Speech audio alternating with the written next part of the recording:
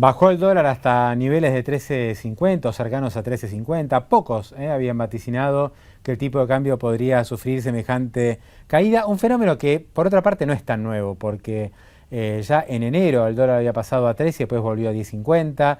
En mayo del año pasado había tocado los 10 y volvió a 8. Es decir, se producen este tipo de exageraciones, overshooting del tipo de cambio, y después el dólar termina retrocediendo y después vuelve a subir, ¿no? Porque hay inflación. Vamos a hablar un poquito de esto. Esto es la fuerza del mercado, es la fuerza de la gendarmería. ¿Cómo se explica? Señor Luiseco, bienvenido, ¿cómo estás? Muy bien, gracias. ¿Cómo va? Bien. Triunfó Banoli, triunfó Kicillof. Esto es pura gendarmería, puro amedrentamiento. Yo creo que hay mucho de esto último. A ver, analicemos cada mercado, ¿no? El mercado del dólar billete, o sea, del blue, digamos, que llegó arriba a los 16, digamos, y ahora está, ¿cuánto está? Un peso con 50 menos. 13.50. 2 pesos con 50 menos. Más de 2 pesos desde 16 que nunca llegó. No, pero bueno, rozó. Esa cotización, digamos, yo creo que ahora ese es un mercado que está siendo abastecido por el mismo Banco Central a través del dólar ahorro. Claro. Esos 450 millones de dólares que se vendieron en octubre y otro tanto que se va a vender en noviembre. Sí, digamos, niveles récords de participación, o sea, de cuánta gente entra y compra, y muchos de esos que entran y compran luego lo venden. Que lo que en la jerga se llama el puré. Sí. ¿No? Compro a 10, 20 más o menos, y vendo a 13.50 o a, no sé, sí, al el precio mes pasado a de 15. Día, digamos, eso ha presionado, porque acordate que ese era un mercado que la pregunta típica del periodismo y de la gente del mercado, che, ¿qué tan grande es el mercado de blue? Y te acordate que concluíamos que no era un mercado, el mismo gobierno decía es un mercado chiquitito y decía sí, puede ser que sean pocos los que operan, pocos los montos, pero es muy importante a la hora de sesgar expectativas o manejar expectativas, ¿no? Ese es un mercado que con 450, suponete que hipoticemos que un cuarto se lo quedan, 3/4 vuelven al mercado, 1/3, 2/3, se abastece bastante bien el mercado de billete de Argentina. Es un mercado que, como te digo antes, lo está abasteciendo el Banco Central, cosa que antes no sucedía, lo hace a través del dólar. Claro, lo hace indirectamente a través de los pequeños ahorristas que hacen el arbitraje, compran barato y terminan vendiendo en el otro mercado con una diferencia. Entonces, la parte de la demanda que no puede ir por el dólar ahorro, que iba siempre directamente al billete, hoy va y encuentra oferta. Yo creo que hay otro aspecto, Luis, también, aparte de esto, yo creo que es así como lo contás vos y es importante si uno ve las cifras. El dólar ahorro, como es venta de dólares del Banco Central, también absorbe pesos. 450 millones de pesos a 10, porque en realidad es 8.50 más 20%, digamos a 10 pesos, son casi 5.000 millones de pesos que absorbió a través de este mecanismo el Central el mes pasado, más la emisión del bono atado le ayuda un montón por el lado de la ecuación de pesos, que es la que venimos viendo, que es la que de alguna manera dirige o maneja finalmente. Y entonces Kicillof le encontró la vuelta al asunto porque se criticaba, ¿no? El dólar ahorro, ¿no? ¿Cómo van a perder reservas? En un momento en donde no hay plata para las automotrices, no hay dólares para la industria fueguina. No, una cosa es que yo creo que la diferencia está entre perder reservas baratas o perder reservas. Y acá me parece que el problema, la crítica puede venir diciendo por qué el Banco Central, algo que la mayoría de los argentinos está dispuesto a pagarla con un premio, el Banco Central no lo convalida. Entonces decir, che, ¿de quién son las reservas? Entonces, ¿por qué las regalás? Digamos, ¿no? Entonces, yo creo que el punto es distinto. ¿Por qué lo vende a 10 y no lo vende al precio que están un montón de otros argentinos dispuestos a comprar? Bueno, pero hoy se ve, ¿no? Estimo que privilegia perder reservas, pero que no le suba el blue. Que mantener la reserva, pero que el blue le vaya a 20, porque ahí sería más. Exactamente, pero ahí entramos, déjame ir a la historia.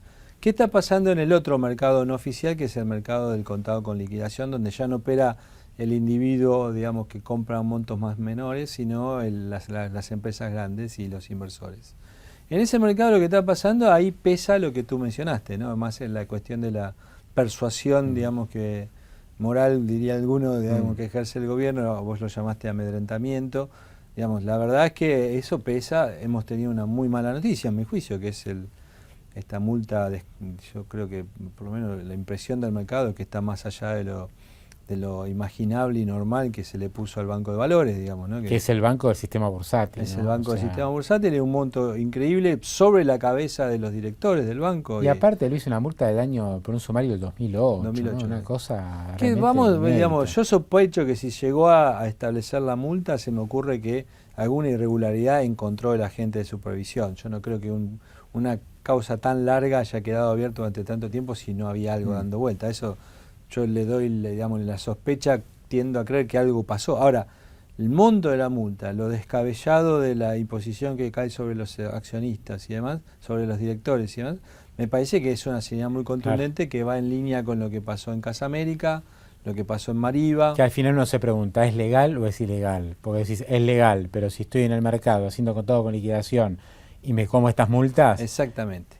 entonces ya yo no diría, deja de ser legal. hoy ponerle una firma, incluso pensarlo de otro lado, desde el punto de vista, imagínate la situación que atraviesa hoy, tal vez el asesor legal, o el asesor tributario, impositivo, incluso el asesor financiero de una empresa que estaba viendo como una alternativa para hacerse dólares el contado con liqui. O sea, eso deprimió la demanda. Y ofertas siempre hay en el contado con liqui, porque no te olvides que el Banco Central ha aceptado que hay quienes tienen que ingresar dólares, no lo ingresen por el mercado único y libre de cambio, que como vos dijiste ya no es ni mercado, ni único, ni libre, digamos, sino que lo ingresen vía el contado con liquidación. Entonces vos tenés un goteo de oferta sistemático por el lado de aquellos que ingresan dólares a la Argentina, que necesitan pesos acá, y muy frenada la demanda. Eso también te hizo deprimir el contado con liquidación.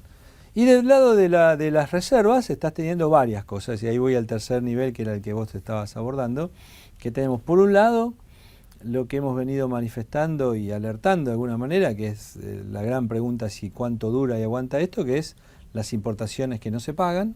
Entonces vos tenés... ¿Eso se mantiene, Luis? O sea, todas las semanas hay empresas que no pueden acceder a divisas para importar, ¿o eso se normalizó y quedó un stock? No, hay un stock de 5.000 millones aproximadamente, algunos economistas, colegas estiman que son 6.000 o un poquito más incluso. Y después lo que está pasando, que hace que ese stock no siga creciendo desmedidamente, es que como hay cupos ya comunicados de manera más efectiva, ¿qué hace la industria? La industria dice, bueno, yo con este cupo puedo producir X, pero no voy a producir X, voy a producir el 80% de X de forma tal de que me quede un plus como para ir pagando lo que debo. Entonces, lo que estás teniendo es una relativa estabilización de ese monto, pero en niveles que son insostenibles para el normal funcionamiento de una cadena productiva. El Central incluso ahora, Luis, lo ha convalidado esto, porque esto eran conversaciones informales todo. Ahora ya el comunicado del Banco Central de Reservas diario te dice, hoy hubo 25 millones de dólares semanales para la industria automotriz.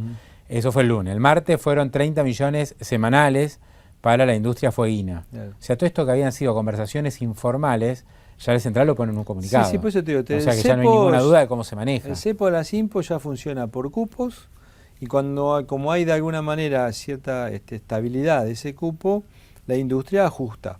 Y dice, bueno, me ajusto a estos niveles.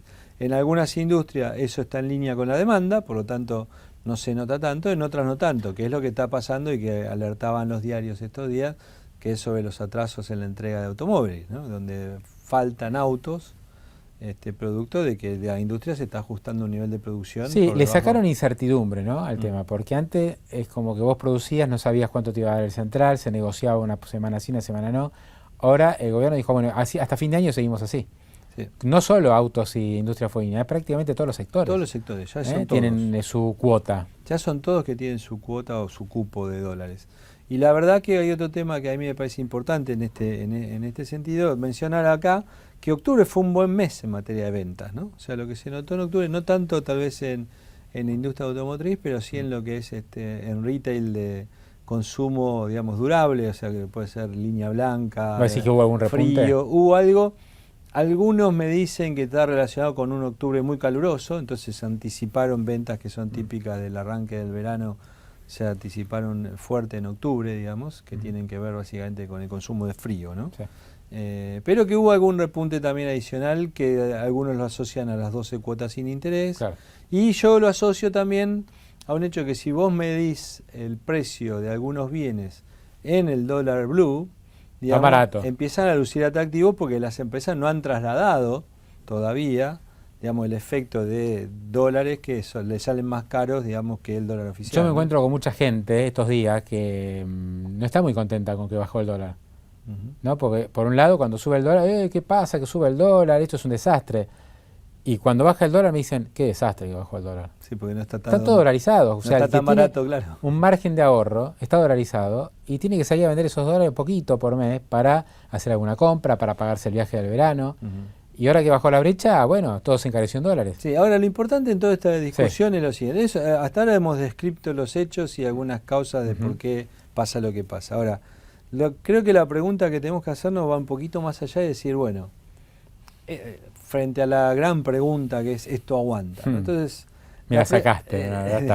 ¿Esto aguanta? ¿Cuánto dura? Me ahorraste el trabajo. ¿Cuánto dura, no? Sí. Entonces yo digo, ahí me parece que lo que nosotros deberíamos hacer como analistas, por decir de alguna manera, es decir, bueno, ¿hubo algún cambio cierto, concreto, de la política económica en la Argentina en los últimos 60 días?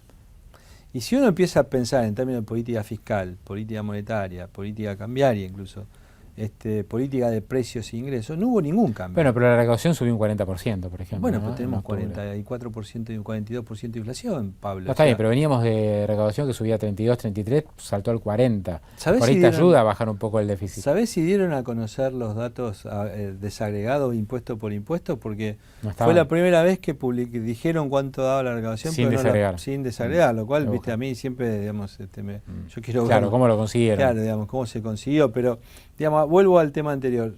Desde el punto de vista, por ejemplo, Kicillof desmiente todo. Vanoli el presidente del Banco Central, acaba de decir que no se va a ir de rodillas a negociar con los holdouts. Pero lo que nunca desmiente Kicillof es su respuesta frente a la recesión. Acordate que Kicillof viene diciendo sistemáticamente que la respuesta del gobierno frente a la recesión es gastar más. Sí. Digamos, ¿no? Entonces decís, es cierto, bueno, la recaudación dio un respiro, aumentó más en línea con la inflación de lo que venía aumentando. Ahora, el gobierno pretende que el gasto mes a mes esté por encima de la inflación. Claro. Entonces, eso sabemos que ya no es sustentable ni financiable. Entonces, hay el cambio de política cambiaria. Vos decís, sí, la verdad, bueno, mira, que mantienen viva la expectativa de un acuerdo, le piden a las cerealeras que anticipen dólares, a las aseguradoras que vendan todo lo que se parezca a dólares, emiten contado con liqui, toman decisiones, pero en lo fundamental, digamos, no hay un cambio profundo de la política.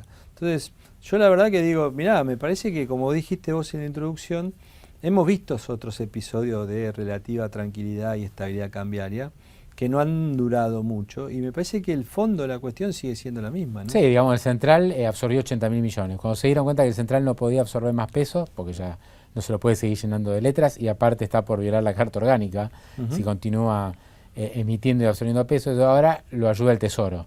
Se va a emitir un bono dólar link, ahora emiten otro bono para absorber pesos. Con el dólar ahorro también absorben pesos. Bueno, también tiene un límite esa política. Sí, pero el límite sigue siendo, y ahí lo introdujiste plenamente, que es el tema del balance del Banco Central.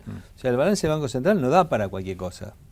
Entonces, si la fuente, la repercusión última de toda la política, de los descalabros de política económica que tenemos hoy, los desequilibrios que tenemos, es el balance del Banco Central. El balance central no resiste cualquier cosa. Sí, yo creo, Luis, digamos, de cara a fin de año, que el gobierno está tratando de manejarse, digamos, con lo que tiene, digamos, con lo poco que puede hacer para acumular un poco de reservas o que no caigan las reservas, para evitar que se inunde el mercado de pesos y mantiene la expectativa en relación a los holdouts. Y así más o menos va tirando. Después hay que ver, ¿no?, si hay efectivamente alguna posibilidad de acuerdo y de acceso nuevamente a financiamiento externo o no.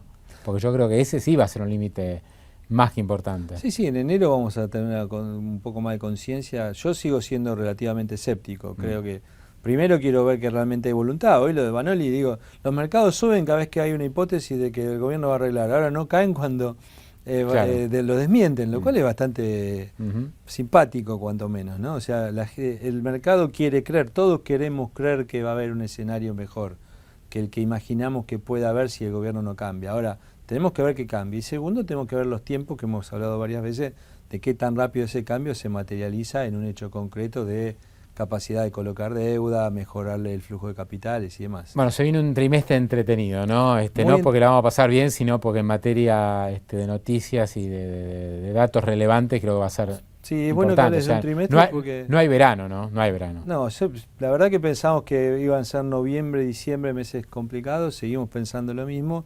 Yo agregaría enero porque se me ocurre que enero va a haber, digamos, van a pasar cosas que son las cosas que no pasaron en diciembre probablemente.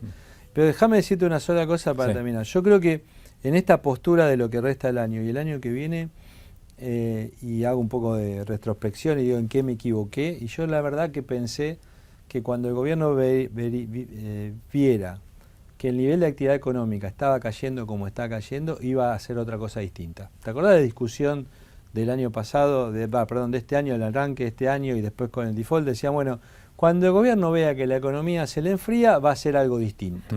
¿Sí? Va a tratar de recomponer el nivel de actividad haciendo las cosas que habría que hacer.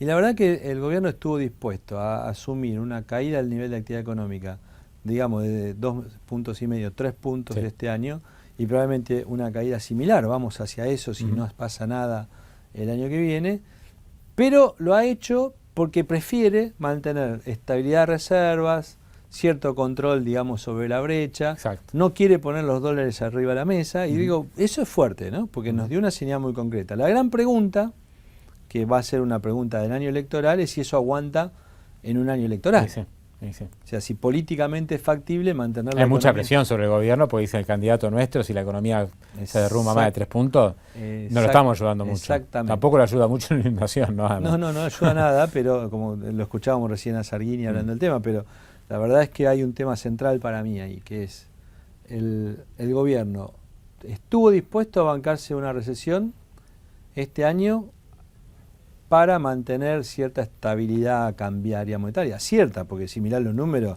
es todo relativo, ¿no?